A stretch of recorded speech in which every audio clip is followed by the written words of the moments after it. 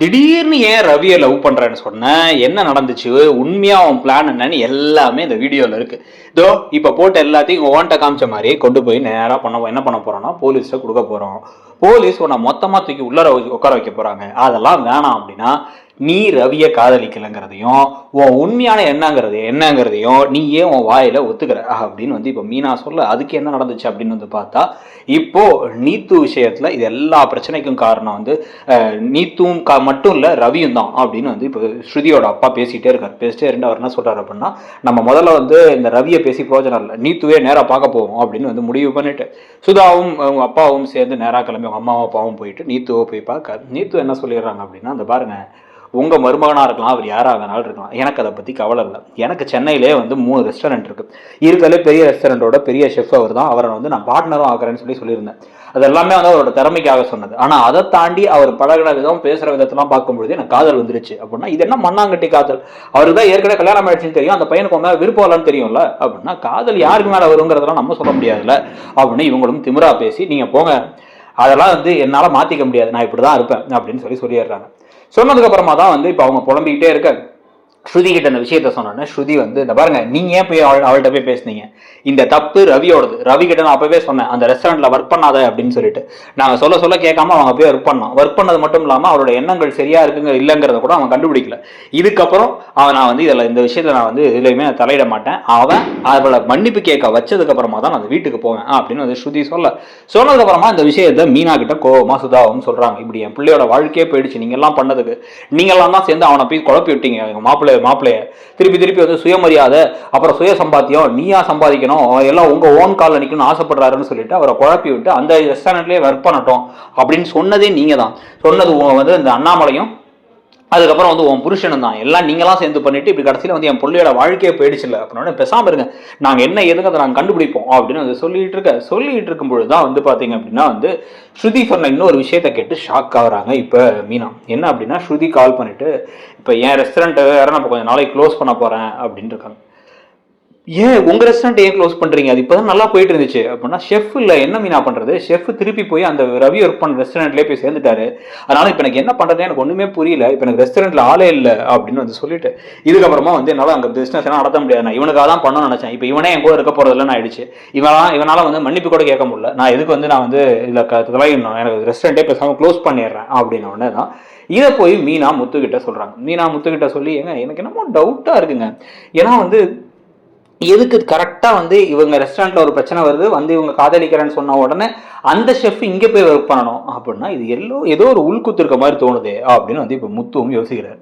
யோசிச்சு என்ன பண்ணுறாரு, டக்குன்ட்டு ரவியோடைய ஃப்ரெண்டு அந்த இவங்க ரெஸ்டாரண்ட்டில் ஒர்க் பண்ணுறவங்களுக்கு கால் பண்ணிவிட்டு, குமார் நீ அங்கே ரெஸ்டாரண்ட்லேயே பாருக்க அப்படின்னா, ஆமாம் அப்படின்னா, இல்லை எனக்காக ஒரு சின்ன ஹெல்ப் பண்ணணுமே அப்படின்னு வந்து இப்போ வந்து முத்து சொன்ன உடனே வந்து, இது ரொம்ப ரிஸ்க் ஆச்சே, என்ன ரிஸ்க் ஆனாலும் பரவாயில்ல, நீ ரவி தந்தா உனக்கு, ரவிக்கு ஒரு நெருங்கின நண்பன், ரவி சின்னதாக வந்து ஒரு உங்கள்கிட்ட அப்ரெண்டிஸாக சேர்ந்தது நீ ஃப்ரெண்டு தானே, இந்த ஒரு ஹெல்ப்பை மட்டும் பண்ணு, நீ தான் பண்ண அப்படிங்கிறது யாருக்கும் தெரியாமல் நான் பார்த்துக்கிறேன், ஆனால் வந்து இது முடிவில் உனக்கு ஏதாவது பிரச்சனை ஆச்சு அப்படின்னா உன் வேலையை பற்றி நீ கவலைப்படாத, இதை மட்டும் முடிஞ்சா பண்ண முடியுமா அப்படின்னா, சரி ஓகே, நான் எனக்கு நிறைய ரவி ஹெல்ப்பும் பண்ணியிருக்கான், நான் அவனுக்காக பண்ணுறேன் அப்படின்னா அவரும் பண்ணிடுறாரு.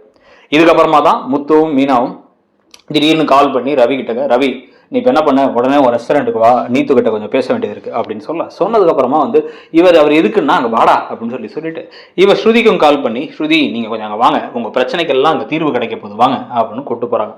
கூப்பிட்டு கிளம்பி போனால் அங்கே போய் எல்லாரும் உட்காந்து நின்று உள்ளார நுழைஞ்ச உடனே, என்ன விஷயம், எதுக்கு எல்லாரும் வந்திருக்கீங்க, எதுவும் பிரச்சனை பண்ண வந்திருக்கீங்களா அப்படிங்கிறாங்க. நீத்து, பிரச்சனைலாம் பண்ண வரல நீத்து, பிரச்சனையை முடிக்க வந்திருக்கோம் அப்படின்னு முத்து சொன்ன உடனே, இந்த பாருங்க என் மேலே கை வச்சிடலாம், இல்லை வந்து இங்கே ஏதாச்சும் வந்து நீங்கள் விசாமல் வந்து மிரட்டிடலாம் அப்படின்னு நினச்சிங்கன்னா அதெல்லாம் இங்கே நடக்காது, நான் வந்து இதில் சும்மாலாம் விட மாட்டேன், நான் யாருன்னு தெரியுமா அப்படின்னு வந்து கேட்கும் பொழுது, நீ யாருன்னு தெரியும், எவ்வளோ பெரிய ஃப்ராடுன்னு தெரியும் அப்படிங்கிறாங்க முத்து.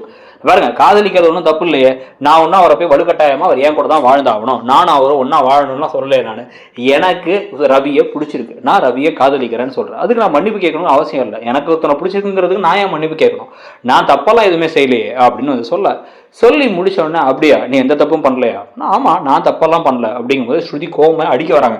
ஏய் இப்போ நீ பேசினா அவ்வளோதான், இவ்வளோ போய் நம்பினி ரவி பாத்தியா எப்படி பேசுறான்ட்டு அப்படின்னு பேசி திருப்பி அடிக்க போக, ரவி ஸ்ருதி தள்ளி போங்க ஸ்ருதி அப்படின்னு மீனா அந்த பக்கம் சொல்ல, இந்த நீ பழகுறல நீ கவலைப்படாம இரு, இங்கே நான் வந்து உண்மைகள்லாம் சில விஷயங்கள்லாம் சொல்ல வேண்டியது இருக்குது அப்படின்ட்டு வந்து இப்போ டக்குன்னு முத்து என்ன பண்ணுறாரு, முத்து ஃபோனை எடுத்து ஃபோன்லேருந்து வந்து ஒரு வீடியோவை இப்போ வந்து ப்ளே பண்ணி காமிக்கிறாரு. ப்ளே பண்ணி காமிக்கும் பொழுதே வந்து டக்குன்னு மீனா வந்து ஒரு நிமிஷம் கொடுங்க, நானே அவன் முகத்தை பார்க்கணும்னா நானே காமிக்கிறேன் அப்படின்னு அந்த ஃபோனை வாங்கி அவன் முகத்துக்கு நேரம் நீட்டி ப்ளே பண்ணுறாங்க. ப்ளே பண்ணால் அதில் வந்து சிரிச்சுக்கிட்டே இருக்காங்க நீத்து, ஹஹான்னு சிரிச்சுக்கிட்டே இருந்துட்டு கூட யாரா சிரிக்கிறான்னு பார்த்தா அந்த ஷெஃப் ஒன்னா வந்து உள்ளே வெளியே அப்படின்னு ஒரு மங்காத்தாவே ஆடிட்டோம்ல அப்படின்னு சிரிச்ச உடனே, ஆமாம் மேடம், நான் கூட இந்த இதெல்லாம் எப்படி ஒர்க் ஆக போகுதுன்னு நினச்சேன், ஆனால் செம்ம ப்ரில்லியன்ட் மேடம் நீங்கள் அப்படின்னு. நான் எதிர்பார்க்காதது ஒன்று தான், நீ அங்கே போயிட்டு இவ்வளோ பெரிய ஆளாக உன் ஹோட்டலுக்கு அவ்வளோ பேர் வருவாங்க நீ சமைக்கிறதுங்கிறத நான் யோசிக்கல. ஏன்னா வந்து உன்னுடைய திறமையை நான் கொஞ்சம் அண்டர் எஸ்டிமேட் பண்ணிட்டேன், அதுக்கு சாரி. ஆனால் வந்து அதுக்கப்புறம் தான் நான் புரிஞ்சுக்கிட்டேன், நீ கிளம்பி போய் அங்கே நல்லா எல்லாம் பண்ணும் பொழுது உனக்கு வந்து கண்டிப்பாக வந்து சமையல் திறமை இருக்குது. ஆனால் அதே சமயத்தில் இப்போ ஸ்ருதி அந்த ஹோட்டலில் ஆரம்பிச்சிட்டா, அந்த ஹோட்டலில் வேற நல்ல பேர் வாங்க ஆரம்பிச்சிட்டா. இதில் இந்த பக்கம் வந்து பார்த்தா ரவிக்கு ரெட்ட மனசு வர ஆரம்பிச்சிருச்சு. இப்போவே கொஞ்சம் நாளாகவே வந்து இங்கே வரால கவனம் செலுத்த முடியல எல்லாம் இருக்குங்கும் போது தான் பிளான் பண்ணி ஒன்று இந்த வேலை திருப்பி அதிக சம்பளத்தை இங்கே கூட்டு வரலாம்னு முடிவு பண்ண அதே சமயத்தில் ஸ்ருதி ரவி கடையில் ஒரு குழப்பத்தை கிரியேட் பண்ணா, என்ன எதிர்த்து பேசின, என்கிட்ட திமிரா பேசி என்கிட்ட வேலை பார்த்துட்டு இருக்கும் போதே என்கிட்ட ஓவரா கத்திட்டு போன அந்த ஸ்ருதிக்கு ஒரு பெரிய நோஸ் கட்டை கொடுத்து அவள் வாழ்க்கையவே காலி பண்ணணும்னு நினைச்சேன். வாழ்க்கையை காலி பண்ணுறதுல எனக்கு என்ன எக்ஸ்ட்ரா பெனிஃபிட், அவளோட ஹாப்பி ரெஸ்டாரண்ட் இருக்குல்ல அது சேட் ரெஸ்டாரண்ட்டாக மாதிரி அந்த ரெஸ்டாரண்ட்டே மூட போகிறாங்க அப்படிங்கிற எண்ணம் வரப்போகுது. அதே சமயத்தில் எனக்கு ஹோட்டலில் பிரச்சனை இல்லாமல் நீ திருப்பி வந்து சேர்ந்துருவாங்கிறதுக்கு தான் உனக்கு நான் ஒரு பெரிய அமௌண்ட்டையும் கொடுத்தேன். இங்கே வேணும்னே வந்து அந்த கோவாவில் வந்து அந்த ஃபெஸ்டிவலில் அவார்டு கொடுத்தாங்களே, அந்த அவார்டுக்கு எப்படி தெரியுமாச்சு, நான் 10 லட்ச ரூபா கொடுத்து அந்த அவார்டை வந்து எனக்கு கிடைக்கிற மாதிரி வச்சு அங்கே கிளம்பி போகும்பொழுது எப்படியாச்சும் ரவியை என் பக்கம் இழுத்தரலான்னு பார்த்தேன். அது நடக்கல. அவன் ரொம்ப நல்லவனா இருந்தான். அதனால தான் என் ட்ரெஸ்ஸை தூக்கிட்டு போய் அவனோட லாண்ட்ரிலேருந்து மாற்றி விட்டு அவனை கூட அனுப்பிவிட்டேன். அவன் பேக்கில் கொஞ்சம் கொஞ்சமாக சந்தேக விதையெல்லாம் விதைச்சி விட்டு அதுக்கப்புறமா மொத்தமாக ஸ்ருதி கிட்ட வந்து நான் காதலிக்கிறேன்னு சொல்லி சொன்னேன்னா கண்டிப்பாக ஸ்ருதிக்கும் ரவிக்கு இடையில பிரச்சனை வரும்னு எனக்கு தெரியும். பிரச்சனையானதுக்கப்புறமா அவன் அந்த கோபத்தோட ரெஸ்டாரண்ட்டை இழுத்து மூடிடுவா. இவனும் வந்து தான் ஒய்ஃபுக்காகலாம் என்கிட்ட வந்து அப்பப்போ சில நாள்லாம் வந்து நான் தான் முதலாளிங்கிறத மறந்து என்கிட்ட திமிரா பேசிகிட்டு இருந்தான். அந்த திமிரியும் அடக்கின மாதிரி ஆகிடும். இவன் குடும்பத்தை பிரச்சனை இல்லை, நிம்மதி இல்லை அப்படின்னா அவன் எப்படி வேலை செய்வான். ஸோ அவனையும் அடித்த மாதிரி ஆகிடும், இவங்களையும் அடித்த மாதிரி ஆகிடும் பிளான் பண்ண.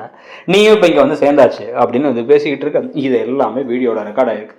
உடனே இதோ நீ காதலிக்கிறது தப்பு இல்லை, ஆனால் மற்றவங்களை அழிக்கிறதுக்காக பல ஃப்ராடுதனங்கள் பண்ணது மட்டும் இல்லாமல் நீயே வந்து இந்த வீடியோவில் என்ன சொல்கிற, ரிவ்யூ பண்ணுற ஆட்களுக்கு காசு கொடுத்து அந்த ரெஸ்டாரண்ட்டை பற்றி மோசமாக பேசுறதுக்கு அனுப்பிவிட்டது, அப்புறம் அந்த ரெஸ்டாரண்ட்டில் வந்து சாப்பாடு சரியில்லைன்னு பண்ணுறதுக்காக அனுப்பி வச்சதெல்லாம் கூட பேசியிருக்கு. அதுவும் இந்த வீடியோவில் இருக்குது. எல்லாத்தையும் இப்போ போட்டு காமிக்கிறோம். போலீஸ் ஸ்டேஷனில் போட்டு காமிச்சா உன் ரெஸ்டாரண்ட்டோட பேரோட சேர்த்து மொத்தமாக எல்லாமே காலியாகும். பண்ணிடலாமா? இப்போ இந்த பட்டன் எழுத்துனா போயிடும் போலீஸ்கிட்ட, பண்ணலாமா அப்படின்னு வந்து இப்போ கேட்டவுடனே வந்து இல்லை இல்லை இல்லை மன்னிச்சிருங்க எதாவது பேசிக்கலாம், நான் உங்களுக்கு எவ்வளோ அமௌண்ட் வேணுமோ கொடுக்குறேன், ஆனால் இது தேவையில்லாம இது பெரிய இஷ்யூவாக காதுங்க, நான் ரவியை லவ் பண்ணல போதுமா அப்படின்னு வந்து இந்த பக்கம் நீத்து கேட்க. இந்த சமயத்தில் என்ன நடக்க போகுது அப்படிங்கிறது தான் வந்து அடுத்த ஒரு ஹையான ஒரு விஷயமா இருக்குமா. அந்த ப்ரொடிக்ஷனை பற்றி நீங்கள் என்ன நினைக்கிறீங்க? இதை நீத்து நான் காதலிக்கிறேன்னு சொல்லி வெறுப்பேற்றுறதும் இந்த விஷயத்தில் முத்து மீனா மேலேயே தப்பு இருக்குன்னு நினைக்கிறீங்களா அப்படிங்கிறதையும் சொல்லிட்டு நம்மளோட சேனலை சப்ஸ்கிரைப் பண்ணலாம். சப்ஸ்கிரைப் பண்ணி நம்மளுடைய பாண்டியன் ஷோஸ் ப்ரெடிக்ஷனையும் பாருங்கள். தேங்க்யூ.